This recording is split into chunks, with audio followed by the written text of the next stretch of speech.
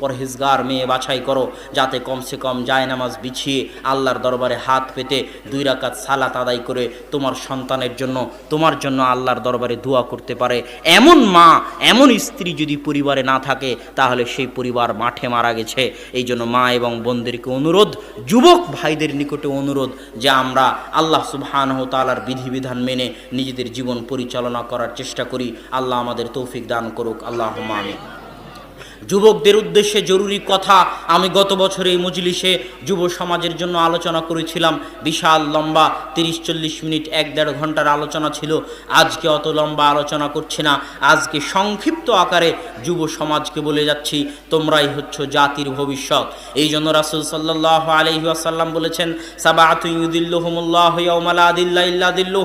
কঠিন কিয়ামতের মাঠে আল্লাহ সুবহানাহু ওয়া তাআলা 7 শ্রেণীর মানুষকে তার বিশেষ ছায়াতলে ছায়া দিবেন।